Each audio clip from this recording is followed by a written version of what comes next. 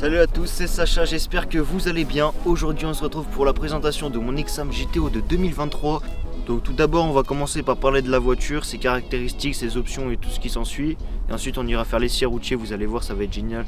En tout cas passez une bonne vidéo, c'était Sacha et on se dit à tout de suite.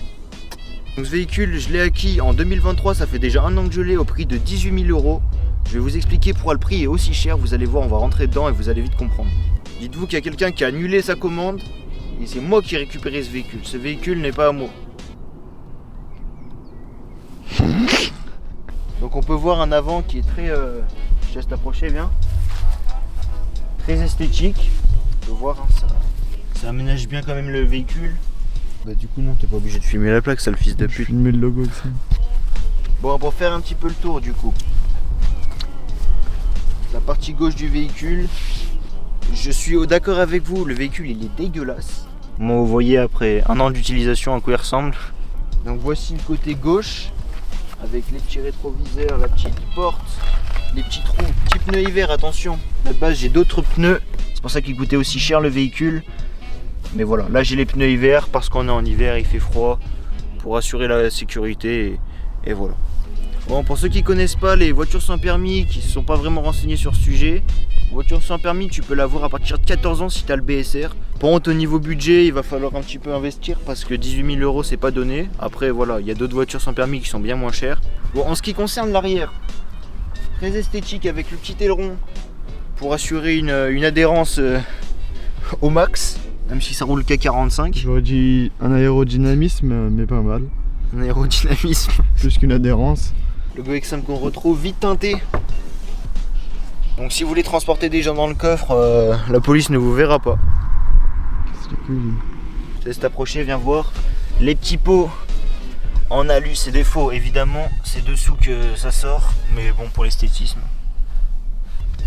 Et puis pour ce qui est du côté droit, il est encore plus dégueulasse que le côté gauche. Voilà. Essence à droite, et voilà.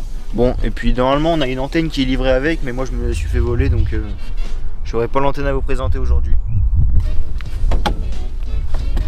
Bon, en ce qui concerne le moteur du véhicule, que vous pouvez voir juste là, je mets juste la petite perche pour pas que ça tombe. Voilà. Bon, il y a le cache, on voit pas très bien. Donc c'est un moteur Kubota Z482, moteur de tondeuse, tracteur et tout ce qui s'ensuit, qui est de base bridé. 45 km/h, ça suffit pour aller voir les filles au coin des bars. Bon, pour moi elle est débridée. Après, ce que je dirais, un petit inconvénient sur le moteur, c'est que au démarrage à froid, il te fait un bruit le machin, ça tremble dans toute la voiture. De toute façon on verra ça juste après. Bon, il est un petit peu chaud donc on verra pas exactement ce que je suis en train de vous dire, mais vous allez voir que ça fait un sacré bruit et ça tremble assez bien dans la voiture, donc voilà. Ah, c'est bien fait ça. J'ai jamais fait attention. Petit ressort et tout, bon bref. Et oui, point très important, c'est un moteur diesel, donc mettez pas du samplon dedans parce que sinon je pense pas que la voiture elle risque de repartir. Voilà en ce qui concerne le moteur, en sa globalité, ou plutôt en ce que j'ai pu dire qui est réellement intéressant dessus. Bon, on a fait. C'est fermé. Bon, maintenant qu'on vient de faire l'extérieur, on va passer à l'habitacle. Vous allez voir que c'est assez charmant. Comme je dis, si vous voulez amener les petites filles... non, pas les petites filles. Comme l'extérieur, c'est pas très propre. Mais au moins, vous avez un aperçu de à quoi ça peut ressembler. Donc, pour ce qui est de l'habitacle, nous avons les vitres électroniques. C'est très important, je vais vous montrer tout de suite. Avec deux petits porte-gobelets qui sont juste là. Un espace de rangement au fond. Bon, là, il y a mes cartes SD, donc... on fait pas trop attention. Boîte à gants avec... c'est aussi le bordel, vous en faites pas, mais... avec des supports pour ranger les pièces. Attention, hein, très important. Deux supports de gobelets encore. Et bref, vous avez de la place dans cette voiture et également dans les portières. Petite option de cette voiture. Sur le tableau de bord, carbone. Du vrai, attention. Hein, parce qu'ici on rigole pas. Sur les portières aussi des deux côtés. Et voilà. Que j'oublie rien. Le petit pommeau de vitesse. Automatique évidemment parce que on n'apprend pas à passer le manuel quand on passe le BSR. Petite arme magique aussi pour que ça sente bon, des couleurs de l'Allemagne ou de la Belgique, ça dépend d'où vous venez. Dédicace aux Allemands. Bon, l'avantage de ce véhicule aussi, c'est qu'il est équipé d'un Apple CarPlay avec un écran Alpine. Donc l'écran est une option. Sinon vous avez un...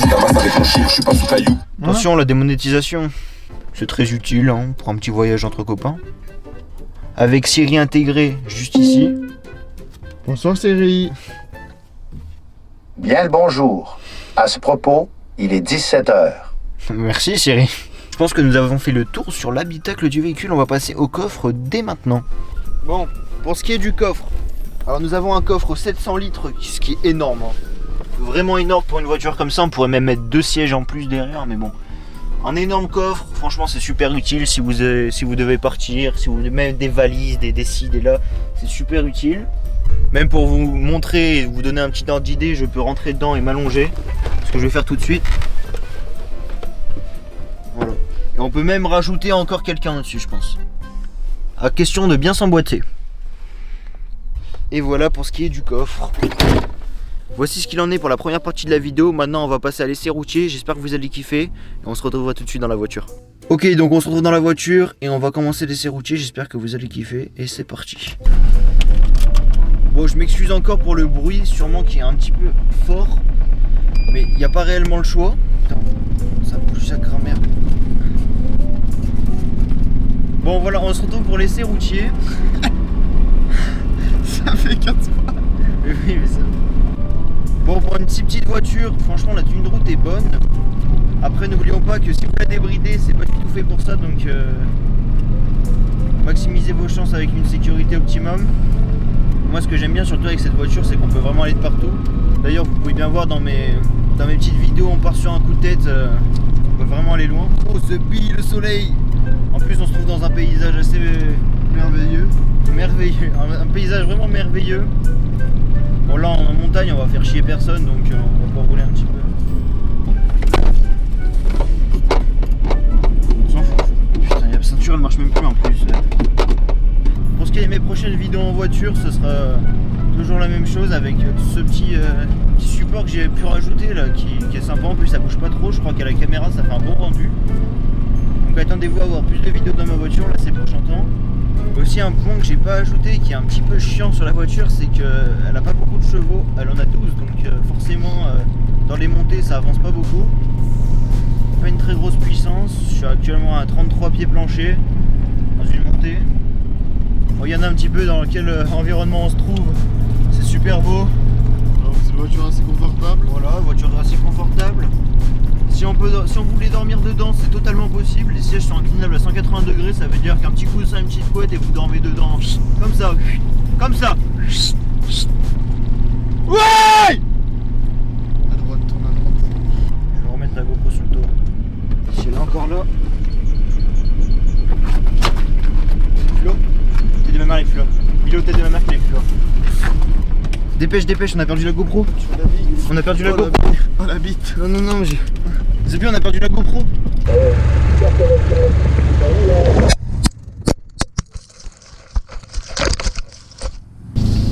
le gros zizi. Putain, on a perdu la GoPro. Tu l'as connu sur la roue en mode ça tournait? Non, Genre sur le pneu genre? non, sur la portière. Et en mode, tu sais, ça filmait. T'as pas un truc ou quoi? Tu penses qu'on peut la retrouver? Ouais. Il y a pas un jour, il m'arrive pas une merde.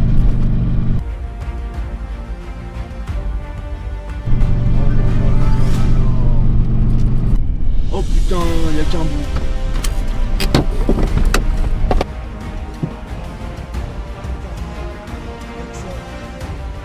Oh oui.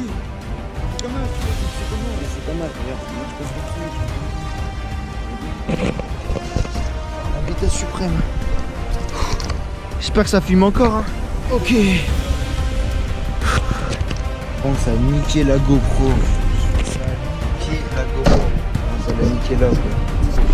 Ça a niqué la GoPro. Ah, ça l'a niqué là. On a retrouvé la GoPro, les gens. Donc voilà, mettez toujours un casque. Hein. Mettez toujours un casque. Parce que bon, on peut voir, hein, elle est totalement amochée ici. Même partout, on peut voir, il y a des impacts de partout. Donc en vrai, comme on dit, il faut faire attention. Et vous, est-ce que vous avez le fin mot de l'histoire?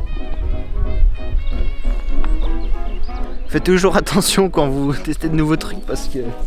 Oh mais t'es trop mignon, il est trop mignon. Je peux me faire bouffer la main non plus, Zebby. Ah bah je crois que je pue. Bon, fin mot de l'histoire, j'espère que vous avez kiffé cette vidéo. Malgré les péripéties qu'on a pu avoir. En tout cas, c'était Sachi et je vous souhaite une bonne fin de journée, bonne fin de soirée, ça dépend à l'heure à laquelle vous regardez la vidéo. On se retrouve à la prochaine.